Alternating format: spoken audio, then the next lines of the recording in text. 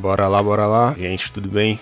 Mais um corte aqui do Chico falando das principais dúvidas que o Dorival tem para os próximos jogos do Corinthians, declaração de Memphis e várias voltas aí, voltando aí do departamento médico aí à disposição quanto ao nosso próximo jogo, que é contra o Bragantino.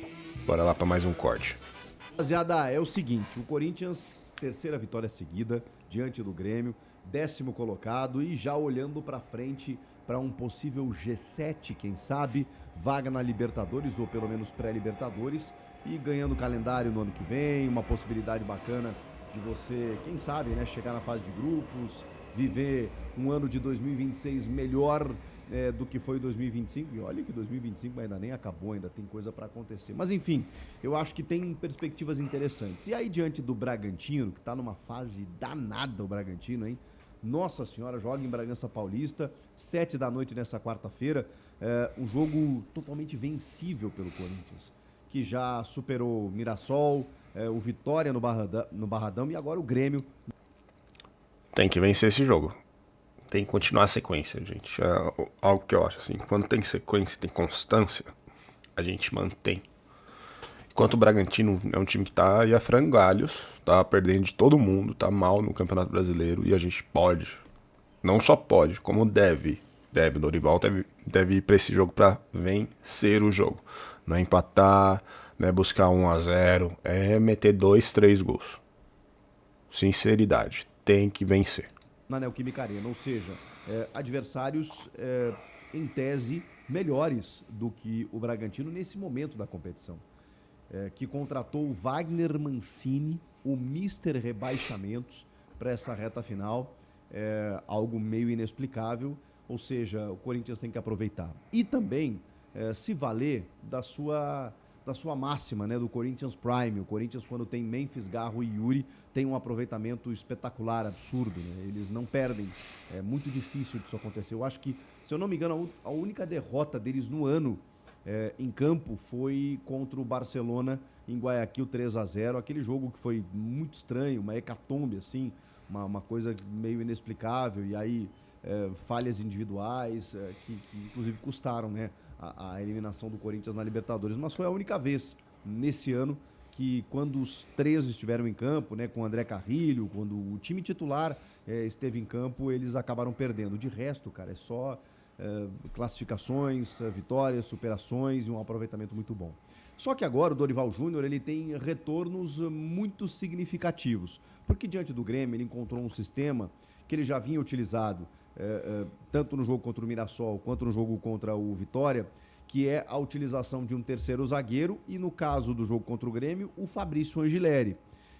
Agora, bom, ele já tem o André Ramalho retornando, já tem o Gustavo Henrique, já tem o Tchoca, mas ele tem o Ranieri. E o Ranieri, muitas vezes, quando o Dorival opta por uma linha de 4 teórica, o Ranieri é esse cara, que muitas vezes baixa para um terceiro zagueiro e pode ser um híbrido, né? Um volante barra zagueiro. E aí eu já falo desse trunfo do time do Dorival Júnior mais recente, que é com esse terceiro zagueiro, seja o Fabrício Angileri pela esquerda, seja o Ranieri baixando para terceiro zagueiro. É um sistema defensivo que, cara, tem dado resultado. A gente está falando de 34 jogos da equipe sob comando do Dorival e metade desses jogos sem sofrer gols. Essas 3 vitórias consecutivas são vitórias sem sofrer gols. Cara, isso é fundamental. Você pega qualquer estatística de um campeão brasileiro, ele vai ter a melhor defesa. Bom, o Corinthians, eu nem preciso falar isso pro corintiano, né?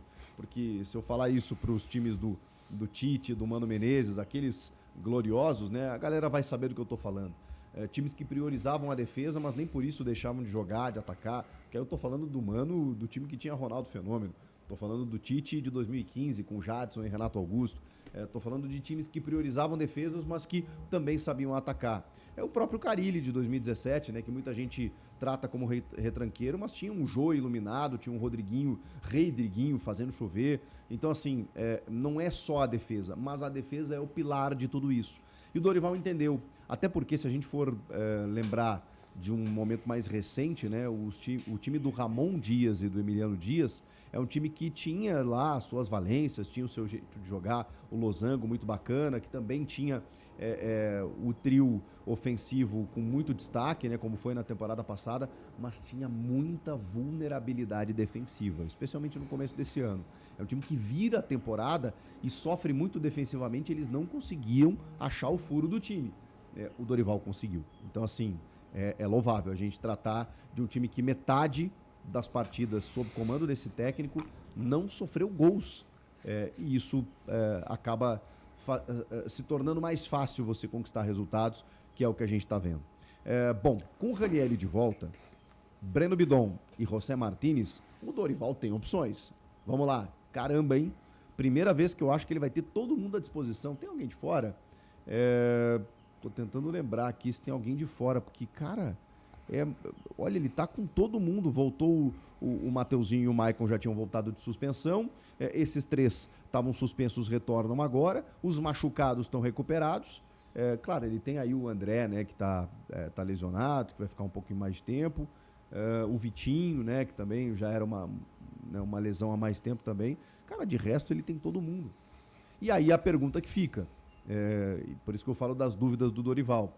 Ele vai manter o trio defensivo, que foi muito bem, inclusive o Angileri foi muito elogiado, inclusive está para renovar o seu contrato, porque o contrato dele termina no final desse ano, e aí eu já pergunto para vocês se vocês acham que ele merece uma renovação. Eu acho que sim, porque ele se torna um cara fundamental. Só pra falar, não deixar passar em branco, cara, o Angileri, ele não é o Roberto Carlos, isso daí é um fato. Mas quando o Bidu não tá bem, a gente consegue ter um lateral ali. Pô, a gente tem Bidu, Hugo e Angileri. Pô, 1000 vezes aí, todo respeito ao Hugo, mas não dá pra ele vestir a camisa do Corinthians. Isso daí é um fato. E outra, ele consegue fazer ali uma adaptação ali pra zaga que o Dorival descobriu ali pra ele.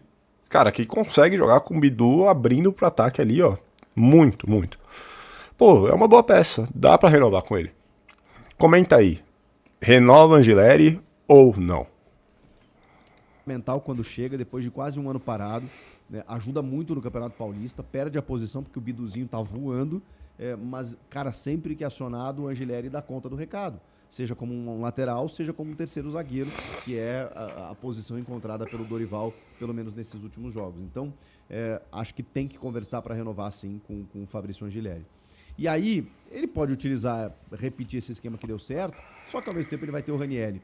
Porque se ele repete esse sistema com o Choca, que também está merecendo uma sequência, com o Gustavo Henrique, que está jogando muito, e o Angileri, o Ranieri vira um volante mesmo. Só que aí ele tem que abrir mão de alguém. E ele não vai abrir mão do Maicon. Não vai. A gente pode questionar, você pode discordar, você pode achar que está errado, mas ele não vai abrir mão do Maicon. O Maicon é capitão do time. Então, Ranieri, Maicon, Carrilho e Garro estão garantidos, concordamos? Bom, aí você tem 4 no meio campo. Com Memphis e o Yuri no ataque, você tem 2 atacantes, 4 no meio, você precisa fazer linha de 4. Aí você não pode ter 3 defensores. O terceiro seria justamente o Ranieri, que pode fazer às vezes de um terceiro, baixando numa linha de 5 ali quando o time é atacado. É a única maneira que eu enxergo. Nesse sistema, nessa possibilidade de jogadores que ele tem, o Angileri sobra, o Bidon sobra, o Martínez sobra. Não tem como ele não escalar o Corinthians Prime. E o Corinthians Prime é Hugo Souza, Mateuzinho, nesse caso, nesse momento, Choca, Gustavo Henrique e Bidu, Ranieri, Maicon, Carrilho, Garro, Memphis, Yuri. Esse é o time do Corinthians, o time titular, é o time que hoje, se amanhã tem a semifinal da Copa do Brasil contra o Cruzeiro, na minha opinião, é esse time que vai para campo. Mas são as dúvidas na cabeça do Dorival. O que será que ele vai decidir para esse jogo contra o Bragantino? Você também me ajuda a escolher aqui nos comentários. E para a gente terminar esse vídeo, cara, eu não deu tempo de eu falar, porque eu estava na live aqui, fiz o vídeo depois, mas da entrevista do Memphis Depay, depois do jogo, uma entrevista em inglês para os repórteres ali na zona mista. Ele diz que entende muito o que muita gente fala, mas que na zona mista ele prefere se comunicar em inglês e tudo mais, e aí deu para entender muito bem o que ele falou.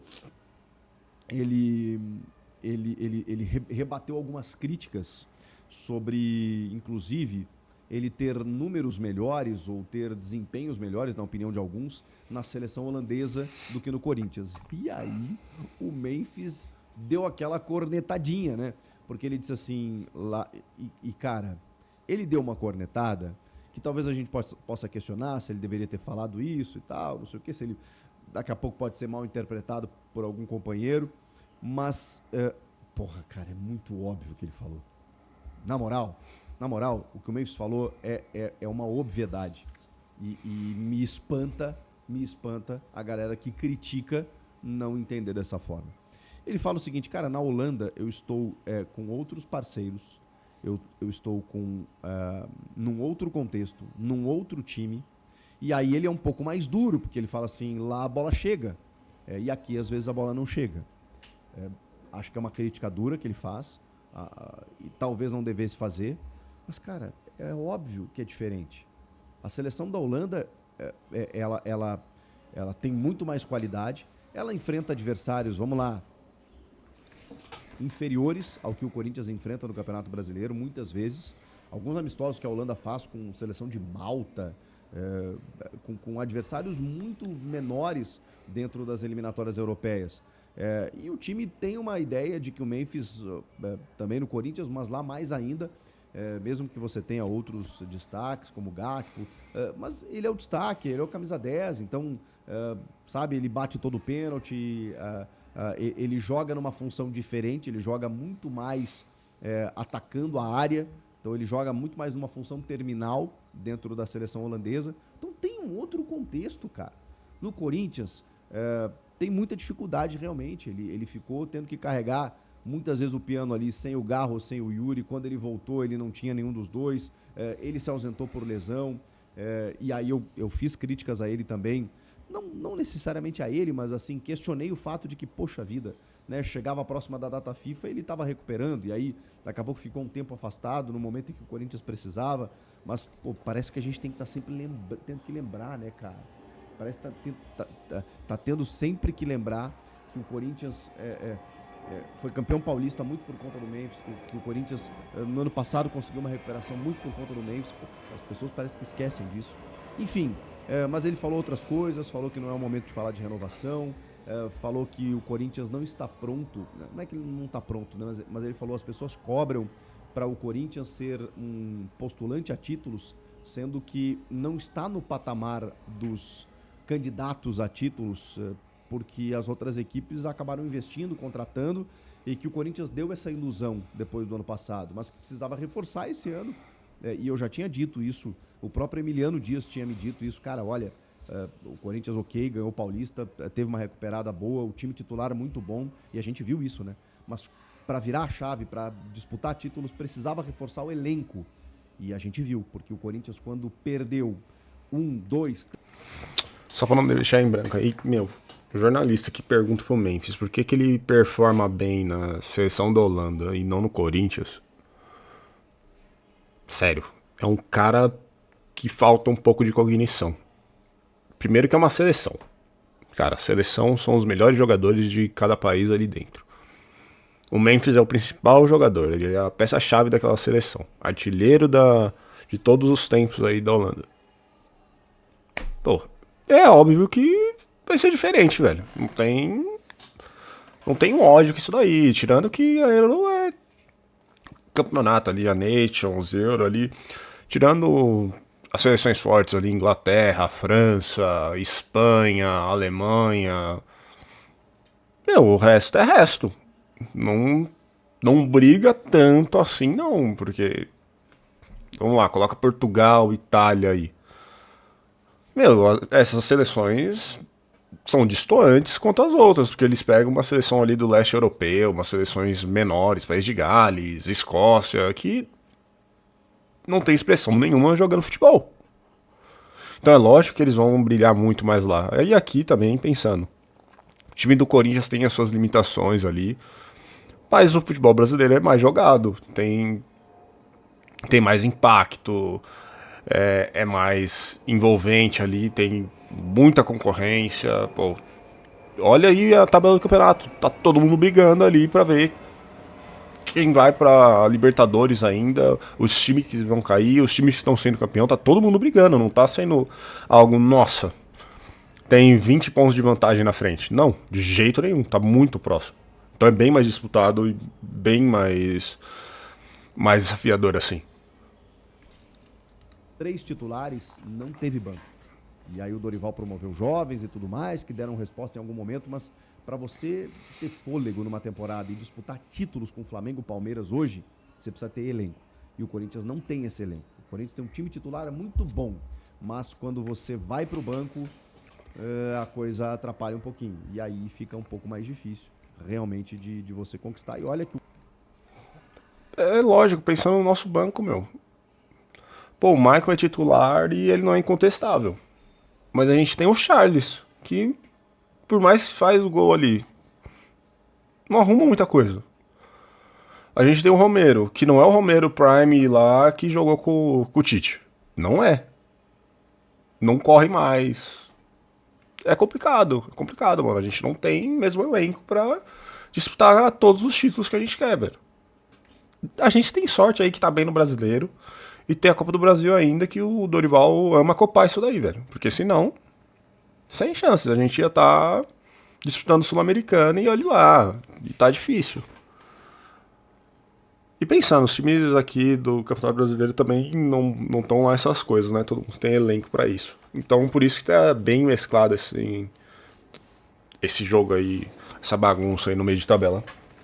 Mas a gente não tem elenco, não. Nosso banco é tristinho. Bem tristinho. Comenta aí se você acha que o Corinthians tem um banco bom aí. Eu acredito que não. E acredito que todo mundo pensa igual. o Corinthians aí tá numa semi de Copa do Brasil e pode muito bem ser campeão. Mas por conta do seu time titular, não por conta do seu banco de reservas. E aí tem transfer ban, tem uma questão política que está atrapalhando, ele revelou isso, a gente sabe como funciona. Então esse final de ano vai mostrar muita coisa, tá, gente? Dependendo do que acontecer, pode até bater campeão, pode ficar pelo caminho, a gente não sabe, mas eu acho que muita gente vai repensar muita coisa e tá certo, né, cara? Saiu todo mundo que participou da contratação dele, com exceção do Fabinho Soldado. Então é normal, eu falo para vocês que nos bastidores isso rolava há muito tempo, essa insegurança, essa vulnerabilidade do elenco. É um ano muito turbulento do Corinthians, que pode terminar até de uma forma muito positiva, mas não tem como não afetar o grupo de jogadores. Comentem aqui se vocês acham que o Memphis está... É isso, gente. Comenta aí a opinião do nosso amigo aí, Chico Garcia. Mais um corte aí pra vocês. Informação no Corinthians todos os dias, beleza, gente? Qualquer coisa, bora lá tomar o nosso café. Comenta, curte, compartilha. E se inscreve no canal aqui e ativa o sininho.